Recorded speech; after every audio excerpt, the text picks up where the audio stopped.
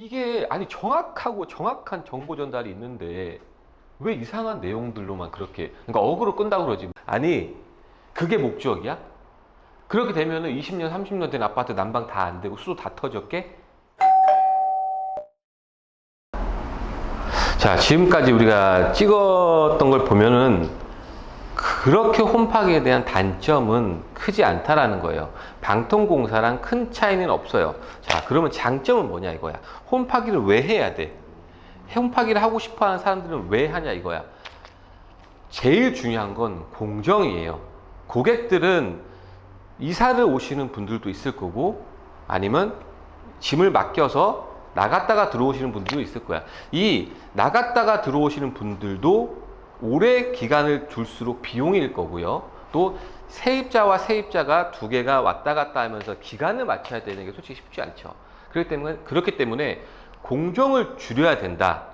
하지만 나는 방통공사 수도랑 난방을 바꾸고 싶지만 나는 일정이 별로 없어요. 공정을 줄이고 싶어요. 그렇다면은 홈파기를 해야 되는 게 우선 하나의 첫 번째. 두 번째는 홈파기 33평 기준으로 했을 때 방통공사보다는 한 200만 원 정도가 쌉니다. 그러면 비용적인 문제가 있죠. 나는 200만 원을 다른 곳으로 더 투자하고 싶어. 타일 자재를 더 바꾸고 싶어. 도배 자재를 더 바꾸고 싶다고 한다고 하면 200만 원이 솔직히 뭐 1억 공사에서는 저는 솔직히 큽니다. 큰데 아니라고 생각하시는 분들도 있을 것 같아요. 저는 크기 때문에 이 200만 원조차도 다른 곳에 더 업그레이드 하고 싶다면 비용적으로 장점이 있기 때문에 홈파기를 선택하셔도 된다는 게 제 생각입니다. 자, 그러면 우리가 방통공사로 해도 되고 홈파기로 해도 된다고 이제 영상을 찍은 거잖아요. 둘 다의 장점이 있으니까. 그러니까 공법 자체는 둘 다 좋은 공법입니다. 하지만 그 선택은 고객님이 하셔야 되고 저희가 줘야 될 정보는 정확하게 장점과 단점을 얘기해 드려서 고객님이 선택할 수 있게 만들어 줘야 돼요. 무조건 하지 마라 혹은 노후 됐으니까 무조건 해라, 절대 아닙니다. 절대 아니에요. 여러분 유튜브를 믿지 마세요. 제발. 죄송한데 나도 저희가 유튜브 하는 이유 있죠. 물론 우리 업체도 알리려는 것도 있겠지만 저는 진짜 정확한 정보 전달을 하고 싶은 거예요. 너무 너무 많아. 잘못된 정보들, 잘못된 지식들. 근데 그걸 또 잘못된 거를 고객은 이게 맞구나, 저게 맞구나 이렇게 인식해버리니까 난 그게 너무 화가 나는 겁니다. 화가 나요. 네. 그렇다면 우리가 홈파기를 할 때 주의점은 있어요. 홈파기뿐만 아니라 방통공사도 똑같은 주의점이 있죠. 나 하나만 더 말해도 되겠나? 딱 하나만. 죄송해요.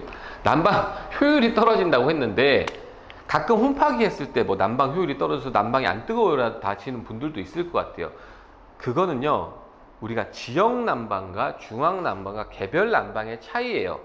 우리가 지역 난방은 우리가 열을 공급해주는, 난방을 공급해주는 발전소에서 보내주시는 거고, 우리가 중앙 난방은 아파트 내에서 난방을 가동해서 보내는 거죠. 근데 이 지역 난방과 중앙 난방은 온도가 정해져 있습니다. 보통 60도 정도예요. 모든 아파트 공급해주는 배관이 60도 정도인데 그 배관을 타고 올라오다가 물론 식을 수도 있고 분배가 많이 돼서 길이가 길어지다 보면 또 식을 수도 있어요. 우리가 온도 조절기를 계속 올려도 온도는 계속 올라가지 않아요.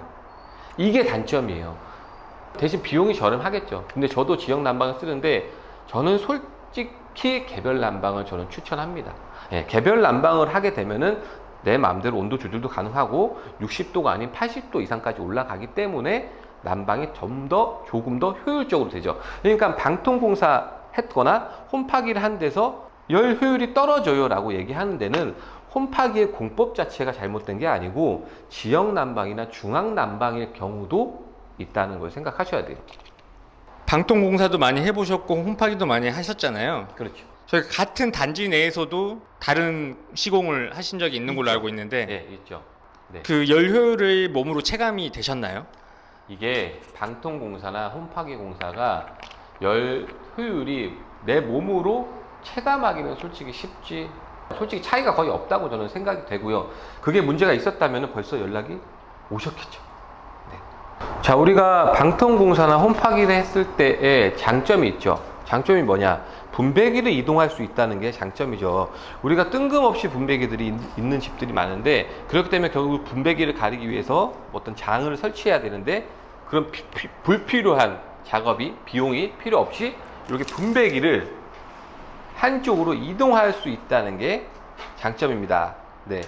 분배기도 이동할 수 있고 수도도 다시 깔 수 있다는 게 우리가 방통과 홈파기에 대한 장점이라고 볼 수 있죠. 분배기를 이동함으로써 가장 효율적인 장소로 옮길 수 있는, 그리고 또 그렇죠. 숨길 수 있는 그렇죠. 그런 장점이 있다라는 거. 맞아요. 우리가 그러면은 방통공사와 홈파기에 대한 장단점을 얘기했죠. 그건 선택 사항일 뿐인 거예요. 그러면 이제 주의점을 한번 얘기를 할게요. 우리가 방통공사든 홈파기를 하기 위해서는 지역 난방, 중앙 난방이 있고 개별 난방이 있죠. 첫 번째로 개별 난방을 방통공사를 해야 된다는 거는 굉장히 쉬워요. 예, 주의점이 크지 않습니다.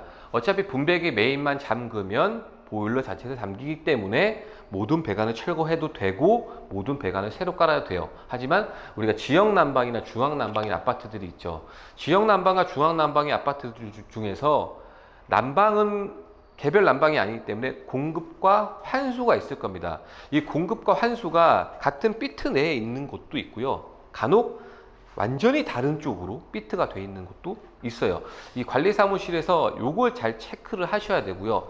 정말 간혹 이 공급과 환수가 밑에 집에서 잠가야 되는 경우도 있습니다. 그러면 밑에 집과도 조율을 해야 되기 때문에 정확하게 관리사무실에 가셔서 관리사무실에서 물어보는 게 아니라 방제실을 관리하시는 분한테 가셔서 꼭 정확하게 물어보셔야 됩니다. 또 하나의 홈파기 할 때 또 주의점이 있죠. 우리가 장판을 시공하냐 마루를 시공하냐에 따라서 마감되는 공법, 홈파기 공법이 조금 다르기 때문에 꼭 홈파기 사장님한테 미리 얘기를 하셔야 돼요. 그래야 자재를 준비하고 그거에 맞춰서 작업을 해주기 때문에 장판을 하게 되면 우리가 얇게 수평 몰타를 같이 펴주면서 작업을 합니다. 이게 지금 수평 몰타를 같이 덮은 상태인데 코팅을 해준다고 얘기를 해요. 근데 이게 마루 쪽에서 여기다 작업을 하게 되면은 본드와 접착이 되면서 마루에 인한 수축 팽창으로 인해서 당겨서 이 얇은 수평 모탈이 떨어지기도 해요. 그렇기 때문에 꼭 마루와 장판을 한다는 것을 둘 중에 하나를 한다는 거 꼭 얘기하셔야 돼요. 여기다가 마루 시공하면 절대 안 됩니다. 이건 장판 시공을 하기 위해서 우리가 수평을 뿌린 거예요. 자, 물론 저 또한 제가 가지고 있는 지식이 100% 맞다고는 생각하지 않아요. 많은 경험에 의해서 물론 얘기를 하는 거지만 100% 맞다고 생각하지도 않고 점점점 개발도 되고 시공법도 바뀌면서 제가 잘못된 정보도 물론 있을 것 같아요. 그러면은 꼭 우리 댓글에도 한번 달아주셔서 같이 공유하면서 같은 좋은 쪽으로 개선해 나갔으면 좋겠다는 게 방법인데 그 댓글을 제발 정말 정확하게 꼭 달아주세요. 누가 이렇다더라 어서 들은 게 아니라 내가 느꼈을 때 내가 해봤을 때 정확한 정보 전달만 제발 댓글에 달아주시면 좋겠습니다. 그럼 같이 개선해서 나가면 좋을 것 같아요. 컷. 자, 우리가 영상을 찍고 계속 이런 시공법을 알려주는 거의 목적은 우리의 이익을 취하려는 것은 아니고요. 좋은 공법을 좀 더 소개해주고 제대로 된 정보를 전달하기 위해서 우리가 찍는 거란 말이죠. 여기 홈파기 사장님을 안 지는 꽤 됐어요. 7년 이상 됐던 것 같아요. 근데 이 꾸밀레오라는 업체라는 거 많이 아실 텐데 홈파기 하시는 분들이 지역별로 꽤 많아요. 이 꾸밀레오의 업체도 지역별로 꽤 있습니다. 근데 저는 쓰시는 분이 딱 한 분 계시는데 이 사장님도 좋을 뿐더러 작업하시는 반장님들이랑 이 팀이 굉장히 좋아요. 작업도 깔끔하게 해놓고 나고 설비 배관 자체도 라인도 잘 맞춰서 제가 찝어주는 대로 다 잘해주기 때문에 그래서 사장님한테 한번 얘기를 했습니다. 우리가 좋은 정보를 제대로 된 정보를 좀 전달하고 찍으려고 하는데 사장님 부탁이지만 물론 제가 10%까지는 안 되겠지만 한 5% 정도는 저희 소개로 왔다고 하면은 할인해 주시면 안 되겠냐. 우리 사장님께서 오케이를 했습니다. 5% 정도면은 30평대에 보통 30만 원, 35만 원 정도 돼요. 이게 결국 이 공법, 이 시공법도 결국 인건비 따먹기라고 하죠. 30만 원, 35만 원이면 하나의 인건비가 줄어드는 겁니다. 굉장히 큰 비용을 깎아주시는 거예요. 누구는 적다고 할 수 있겠지만 그 사장님 입장에서는 30만 원, 35만 원이면 굉장히 큰 비용입니다. 그 정도 5% 정도는 저희가 사장님께서 깎아주시겠다고 했으니까 우리가 인스타에 통해서 DM을 주시면 거기다가 좋은 정보를 전달해 드리겠습니다. 이거 뭐 100% 광고 아니냐고 얘기하실 것 같은데요. 우리가 광고가 들어올 지금 급도 아니에요. 우리 광고가 어디 있어? 우리가 찍고 있는데. 근데 정말 좋은 정보를 홈파기를 모르시는 업체도 있을 거 아니에요. 그러면은 그 업체 사장님한테 연락을 하셔서 우리 업체 소개로 인도 디자인 소개로 왔다 그러면 5% 할인을 해주시기로 했어요. 절대 광고 아닙니다. 광고로 들어올 것도 안 돼요 아직.